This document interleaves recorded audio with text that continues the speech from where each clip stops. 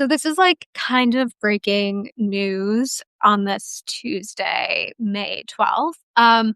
Charlie XCX just released a new song. I keep on thinking about you every single day and night. What's interesting about this is that she exclusively released it on vinyl and Instagram, skipping streaming platforms entirely. I don't think I've ever heard of an artist releasing a song exclusively on Instagram. And what this looks like, she just like shot a very like lo-fi music video with her friend and just posted it to her Finsta account. And it's very fun. And she says in the caption, she gives her audience permission to rip the audio and like put it on YouTube or Spotify if they want to, but she is exclusively posting this, streaming this on Instagram. And if you really want to buy it, you have to buy her vinyl. And it's kind of like, I think it's like a fun meeting of two different worlds, like Instagram, the very online social media, and then vinyl and like physical media. It's interesting. Do you guys have any thoughts? It's very interesting. I mean, I love Charlie. I know, did she release a whole new album last week? She is released a single last Yes, rock music. week. And Rock I know music. that's been trending on TikTok. And Mhm. so, like, this was a fast follow and a very cool dissemination method. Charlie XCX is such a child of the internet. Like, even the XCX in her name is from her, like, username way back in the day. And so I think this is a very cool way to distribute something in a way that feels very now and current, but is also very nonchalant in a way that is like a little bit performative, but still cool, which is like her whole thing of like, I'm being a little bit performative, but I'm cool. So I'm getting away with it. And so I think it's very on brand. I feel like I've been more into the marketing of her current era than the actual songs themselves. Mhm. But I'm hoping that they grow on me because I'm a big fan of Charlotte. Is that her name, Charlotte? Yeah.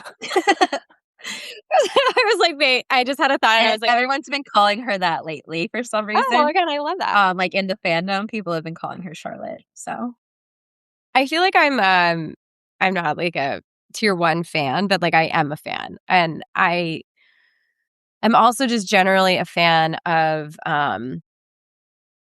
people playing with digital mediums also and like getting creative with them. And I feel like anybody who's at like a certain level of fame, like Charlie XCX is, it's interesting and it's like fun. Like thanks for mixing it up, like yeah.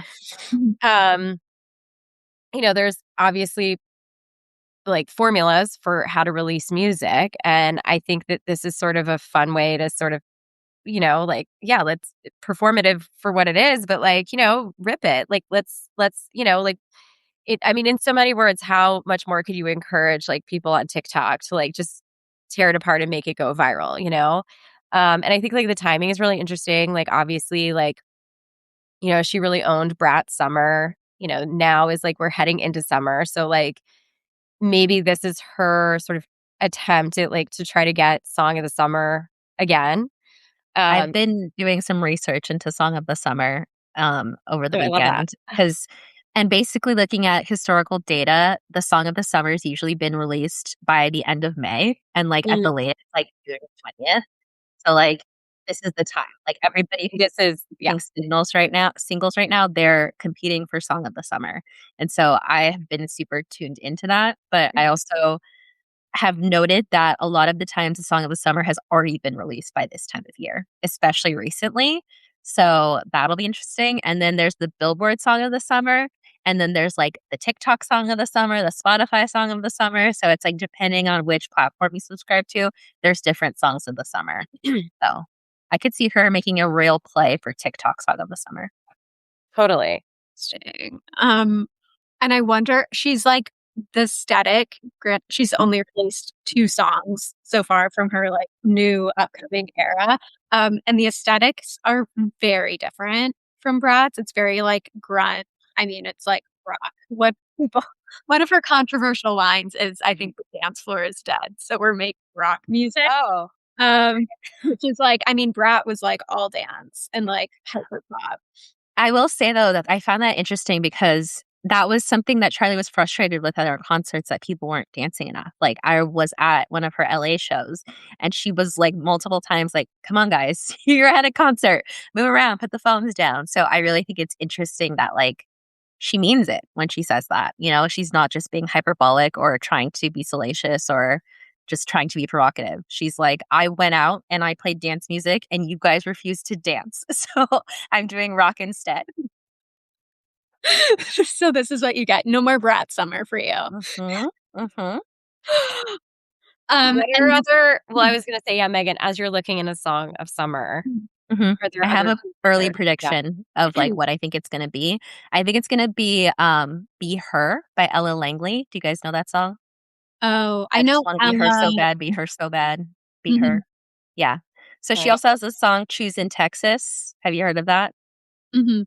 He's No. choosing Texas, I can It's tell. very, Oh. big with the I knew you would know once I said that part because if it's you're, very like, on specific. TikTok, then you know her even if you don't recognize her name. Like Exactly. So I think Choosing Texas is huge and everyone likes it. It's like it has earworm status. Like I mhm, like that song and like I've heard she's problematic in ways that I would normally like boycott an artist, but I've been listening to it. And Be Her is a lot like Choosing Texas. Like musically, melodically, it sounds pretty much the same, but it's different and it's just so TikTokable. Like the lyrics are like, she drinks wine by the glass, not by the bottle, and like things that I just could see people doing in their TikToks to this song. And so that's my prediction that it'll be Her by Ella Langley. But I reserve the right to switch it until end of the month when we release our official predictions on Cool Shiny. Oh, I um, love that. What a teaser. I think you're right, Megan. I agree with you on the Ella Langley of it all. I'm not a country music person, with the exception of the Chicks and Casey Musgraves. I just like listened to Golden Hour on the bus yesterday, all the way through for like the first time in 2 years. It was great. But she is all over my TikTok For You page with, interestingly, like a lot of men. I feel like equal amounts of men and women, like young men and young women, streaming Mhm. her music. And I feel like she has a very strong like visual brand. I've seen a few of her TikToks. She does like a lot of vlogs of like behind the scenes and like the Country Music Awards. She like has the Sabrina Carpenter bangs. More than that. She's Yeah, got like a bang. yeah, a Like, bang. She's like Singular. ripped no, up. it's She's got like you know how they say in the UK they say fringe? Yeah. This is not fringe. This is like straight up just like bang. It Oh. looks great. Oh, I yeah, like it. she Yeah. looks She's great. rocking it. She But wears it's the a lot of heavy bag. she wears a lot of turquoise jewelry. She's almost always got a fringe on of some sort. And I think like she is similar to like when Casey Musgraves came out, she's like a brunette country singer, so she automatically stands out from like the sea of blondes. So I feel like she'll be one. And I think she wants it. I think she'll be out pushing the song. I think she'll say yes to every opportunity she's given. She collabed with Morgan Wallen, and Morgan Wallen had the song of the summer like several times over the past 5 years. So that shows that she's like, that's the goal. That's the goal now. um, so I think she's going for it, and I think the song has what it takes. Like I like it. It's fun to listen to. It's fun to sing along to, and so that's my pick. Emma, have you listened to Casey's new album? Not yet. I I'm think like, you'll like it. I definitely will. I don't know why. It like takes forever for me to listen to like new music from artists that I really love. And I Yeah, know I'm gonna like it. I'm just being lazy about it for some that reason. makes sense. Um, the last thing I want to talk about while we're on this like Charlie Finsta topic, I discovered another celebrity Finsta account like organically on my For You page last week. And I wonder if they're like kind of making a comeback. It was Devin Lee Carlson's, who's like Oh, ultimate. send that to me. I want to see. I'll send it to you. It's at Heavenly on Instagram. Do you And think she's launching a sleepwear brand? I don't know. He's like, I want to say the account she's been posting for maybe 2 months max. And when I discovered it on my explore page, she wasn't showing her face, but because I've been watching Devin on YouTube for 10 plus years, I was like, that's like, I recognize that bag. I was like, I Interesting. recognize the house. And it just like felt, it was her aesthetic. And if you follow her, she has like a very distinct aesthetic and style. And I want to say in the past week and a half, she's finally started to show her face on the account and it has since blown up. Um, but I wonder if like that's a new like pathway for launching something like Insta and then you slowly like show your face. Yeah, I feel like the Instagram wipe strategy is played out.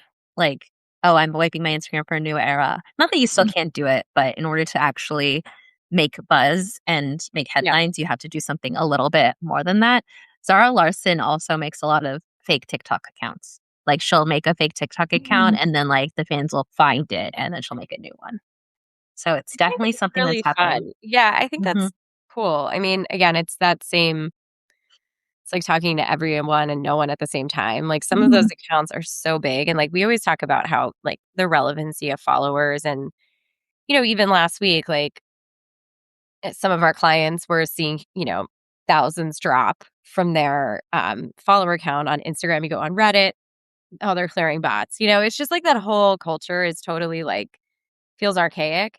I also Hmm. think that there's like I've never been a fan of like the wipe the Instagram page for a launch. Like I hate that. You're like, all my hard work down the drain. I know. I just like I think it's like my Virgo. Like I like the archive of content. I like building a living archive. It's like a living library of stuff. And so like to just feel so like pointless.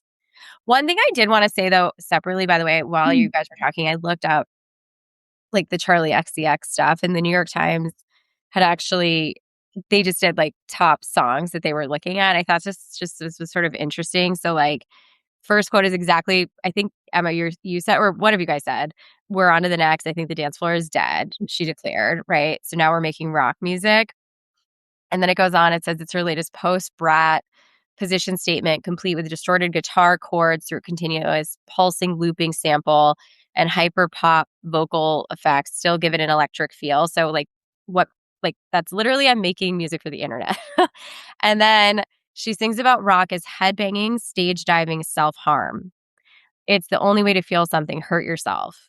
Let's hope for minimal damage before she's on to the next phase. I also think it's sort of interesting too, like this idea of like feeling something and like human experience and like in this really like anxious AI time frame we're in. It's like she's literally like demand like just it made me like as you were saying, Megan, like she was telling her audience to dance and they weren't dancing. So now she's like, no, now you're gonna do something even more dramatic. You know what I mean? Like I want you to feel something. Like she's literally like saying it in her Yeah. music. Anyway, just Yeah. wanted to bring it back to that. It was interesting. Very I interesting.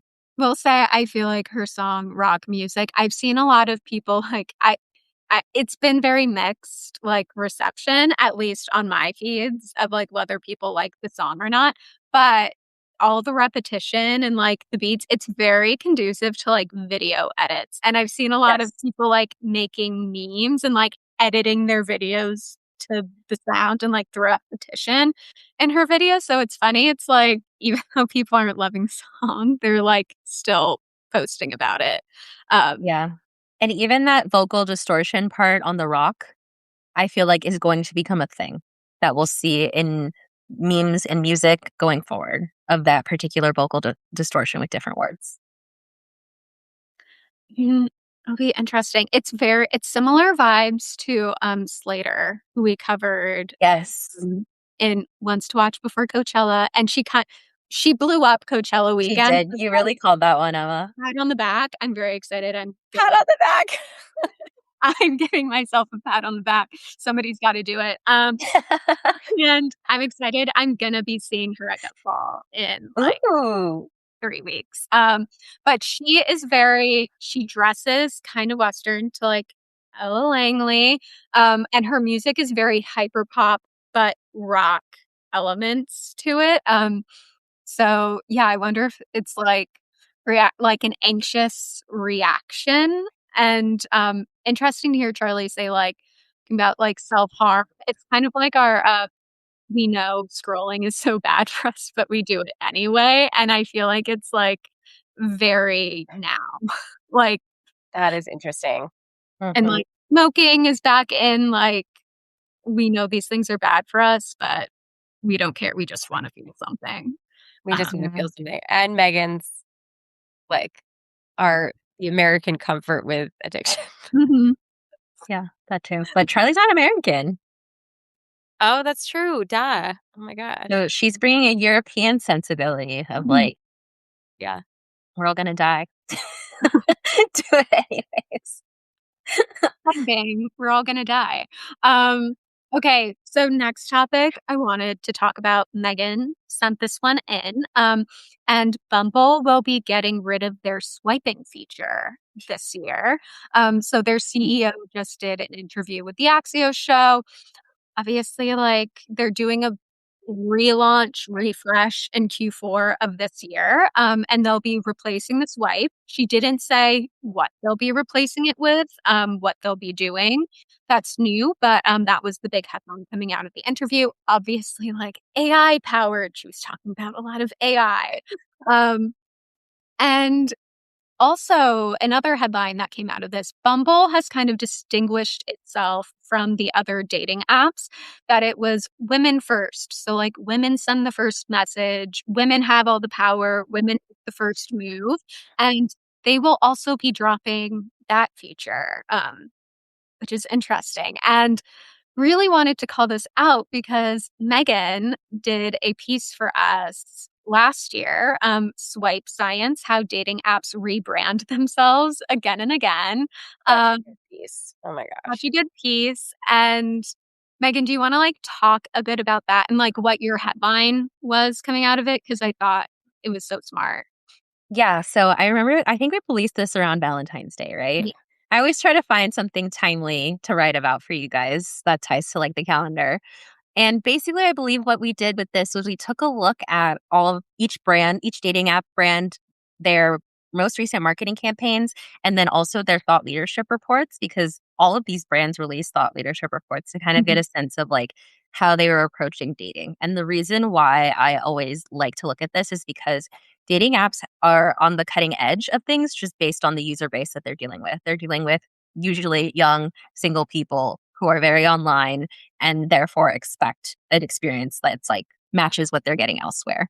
So by looking at what these dating apps are doing, you could kind of see where the customer is at. And I think Bumble has always been so interesting to me because in gender like sociology and anthropology, we talk about how masculinity is problematic because it's only been created in opposition to femininity. Like being masculine is just not being feminine. And I feel like Bumble is in a similar crisis in that their whole thing was just, we're not Tinder. Like the Mhm. whole brand was created around this idea of like, you don't like Tinder, come to Bumble. And I feel like they have yet to find an identity outside of that, and the woman first thing was the thing that they had going for them. And so to completely ditch that, I think is actually a little bit short-sighted, because while it may better reflect w- the behavior and what people are looking for from dating apps in general, I think it also gives up what Bumble had as their unique edge. Mhm. You're totally hit the nail on the head that I feel like Bumble has always had a bit of a chip on its shoulder.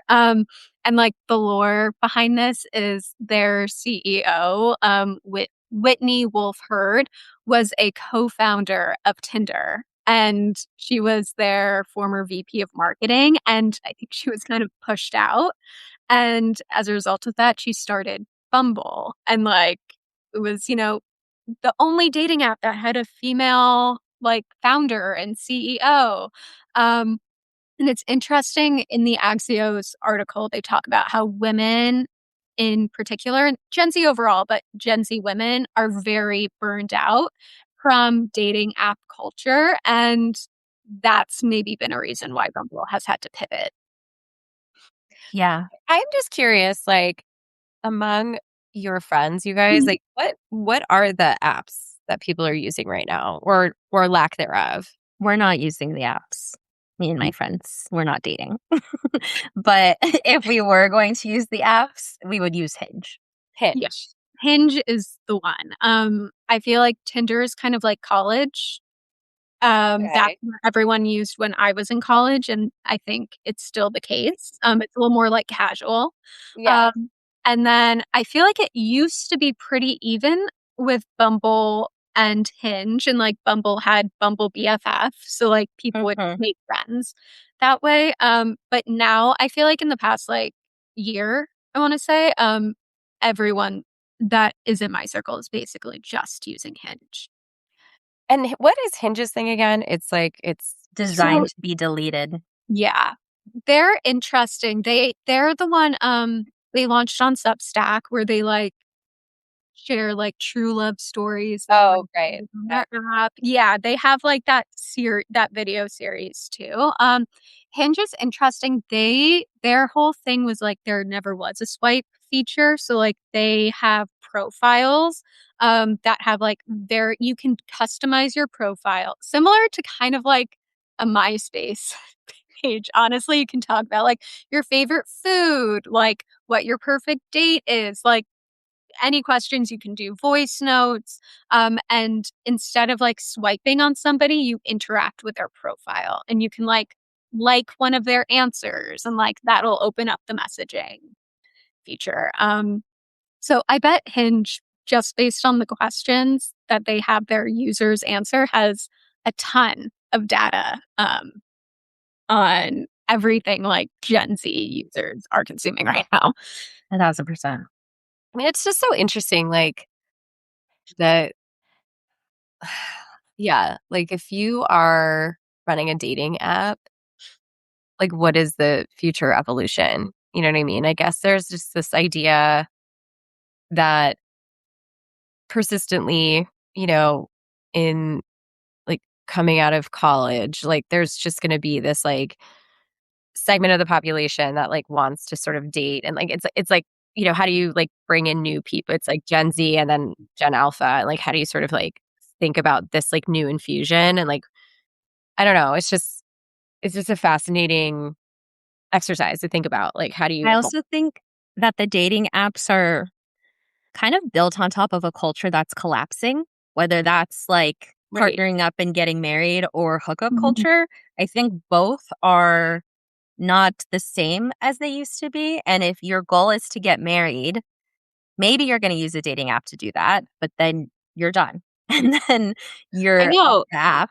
and they right. don't have a repeat Y customer. So that's been a conversation of like, Mhm. are they really trying to help you find love or are they trying to help you find short term relationships so they can continue to have a user base? And that's part of why I'm not on the apps as a that woman is because it was dark. just starting to feel like I'm just like being pimped out. Like you get to show your my Mhm. profile to whoever you want and like of course the guys are gonna say yes. So it's like, I just get to go on dates who you guys decide gets to date me. Like, I don't really get a choice in the You matter. don't have, And like, it yeah, was autonomy in it. yeah, it was weird, and I was like, I would rather just go out into the world and meet people that way. It's Mhm. safer, and I feel like I have more control over it. And so I don't think that they've done enough to incentivize high quality people to be on these apps to Yeah. where they're actually fun anymore. And so it's really just like a transaction. And then that gets really icky. Yeah, 'Cause it's either like a sex transaction or a marriage transaction. And Like it's the like weird. it's like the enshittification of dating. yes. It's so funny. I was, with one of my friends this weekend, and she was like, "Ugh, I have to, like, message this guy back on Hinge." And it was like, "Ugh, this is such a chore that I have to do."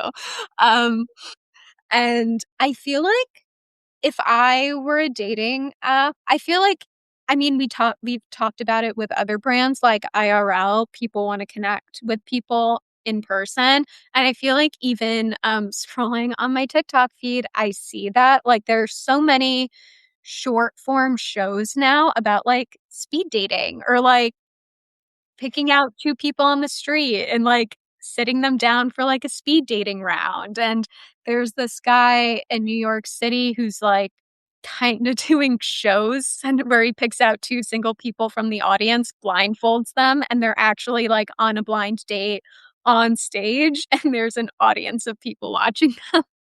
Oh my God, that sounds like a nightmare. Yeah, in LA, there's a pitch my friend night that people go to where it's like you can pitch your friend and then someone in the crowd can be like, I'll date them. Yeah, and even, like, now there are running clubs where, like, you come and you wear it's similar to, like, if anyone in college did, like, the red light, green light, Oh, yellow yeah. light parties, like, you get a name tag and, like or a sticker, and if it's green, that means you're single, and if it's yellow, it means it's complicated, and if it's red, you're taken. Yeah. Like And I think what you're making me see, Emma, is that the dating apps are solving for a problem that doesn't exist and not the problems that actually exist, where it's like it makes it easier to connect with someone. Like it softens the rejection of connecting with people, Mhm. but that's all it does.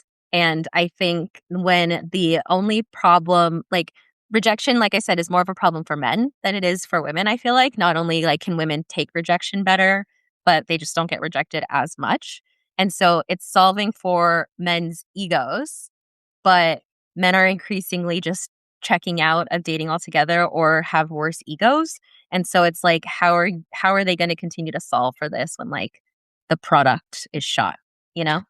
Well, Megan, it's very interesting that you brought up rejection because if anyone else lives in New York, and you take the subways, I have been seeing for the past 6 months, this subway ad, "Rejection is hot," and I've always been like, "What's that about?" And when you said rejection, I Googled it on the side, and it is for, of course, an AI app, that is aimed at fostering in real life connections. And it's encouraging people to go out there in real life and get rejected to their face because it's better than a dating app. It builds character.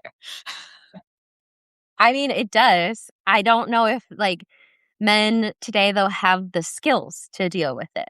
You know, I feel like that's why I'm Mhm. like it's it's more of a skill issue than anything of like you need to be able to take rejection and move on without it being a whole thing where now you hate women and like they all deserve to like die alone because the one you liked when you were in 8th grade didn't like you back, you know? I know there's like a very real tension between like the genders right now in the dating field. So much misalignment with like expectations and like wants out of a relationship. And I know it's been like talked a lot about like there's a huge political divide between Gen Z men and Gen Z women. And I think like the dating apps are like very stumped on how to navigate Yeah. that. Yeah. I still sorry. I still want the Black Mirror episode Hang the DJ where it's like I have an AI that like is me, you have an AI that's you. They date each other and if that works out, then they introduce us to each other and then we'll talk. But I'm not going to waste Well, my time. How is your day? How many siblings do you have? Blah, blah, blah. You know, like let the AI do it. somebody is coding that right now. No, I'm pretty sure Bumble. Like, I'd sign up for that if I don't have to do the legwork. And it's just like I'm gonna get an email being like, "All right, I spent 3 weeks chatting to this guy's AI. We like him for these reasons, and you can give him a chance." Like, that's better to me. Like, if I can vet my own matches, that would be amazing. Yeah. I think that's so right. I feel like with the dating apps, a problem is like it feels like there's a lot of wasted time because there's so much like vibes in person, like energy, and like you Like, just even if can't. you go on a bad date in person, it can like we're not bad, but like if you go on a date where you don't like them in person, it's still fun. You still went and did something fun, even if you're never going to see them again. But if you like have the same conversation you've had via an app for the 100th time, that's just a time suck, and you're just working for Bumble at that point.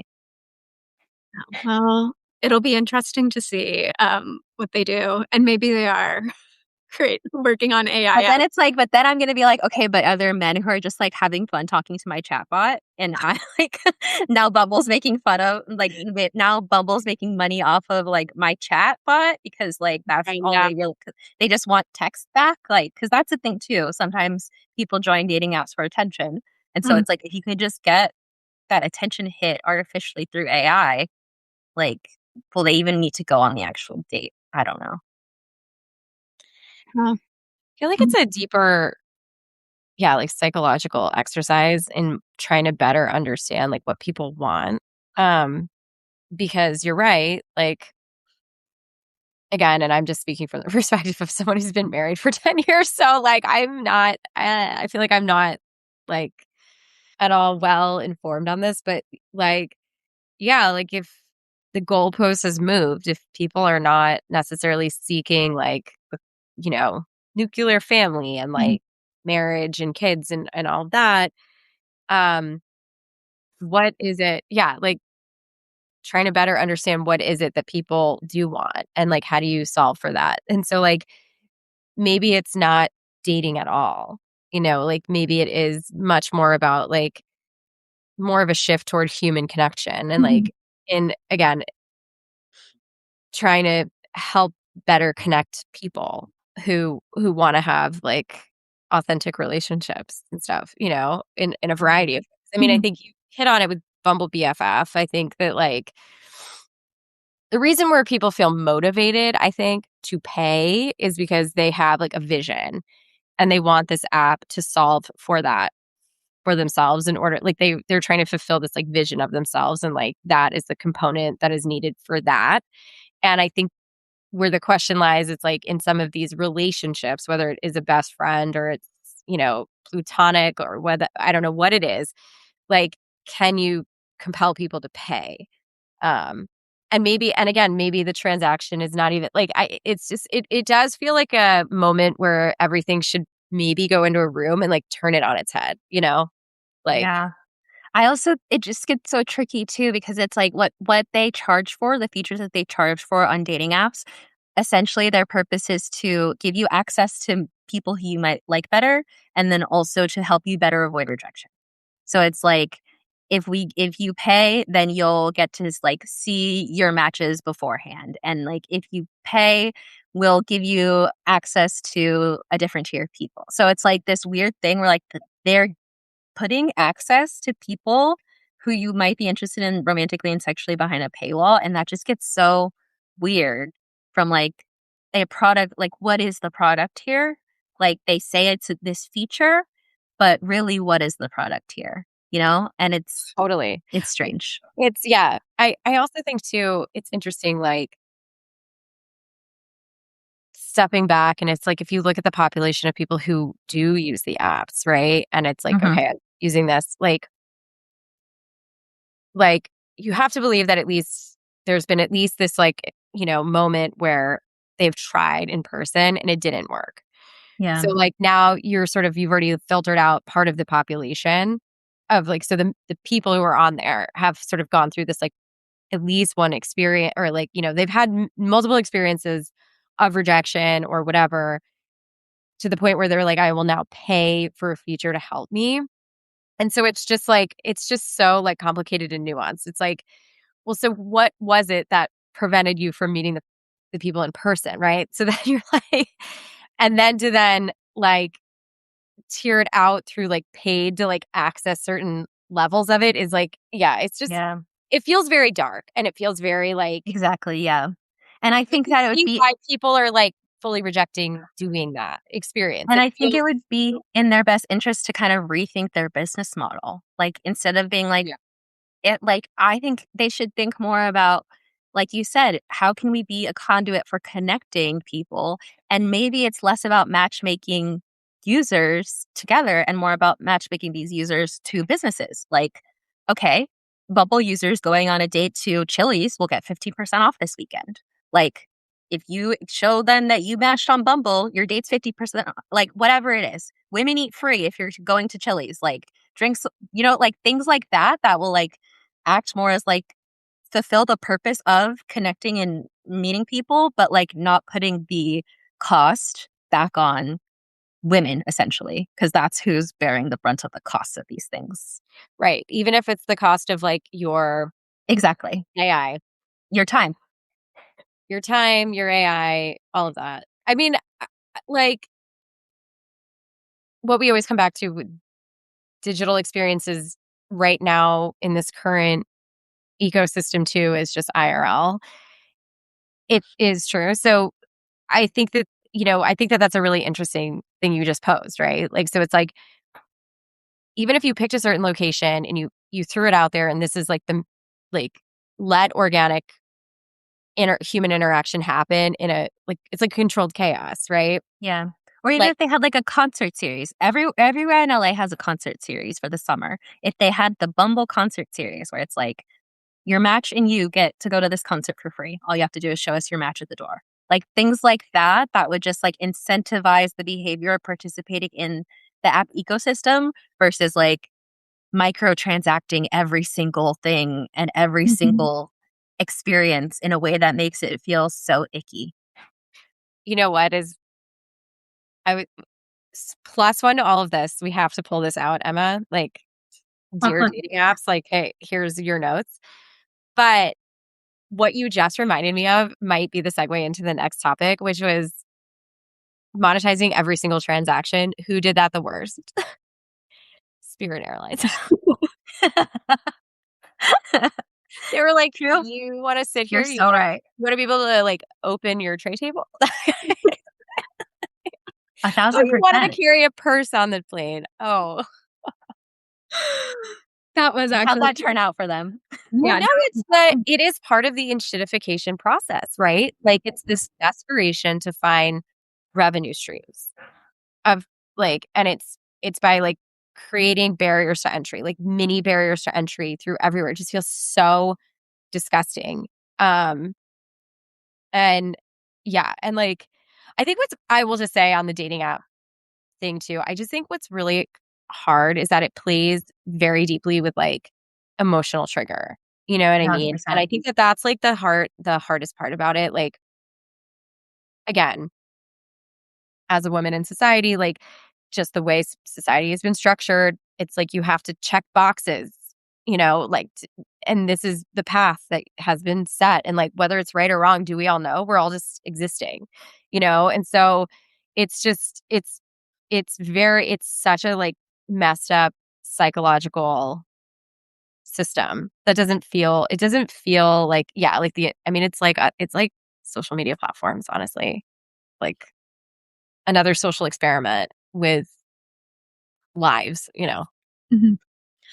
I know, and I feel like, that was a good segue, memes, but it's also like I think you're right, it's like a extra sensitive topic, and it's kind of like using Gen Z as guinea pigs, um, for, like, the future of dating, and, I mean, so far, it's not working, and Yeah. Gen Z is not connecting with each other.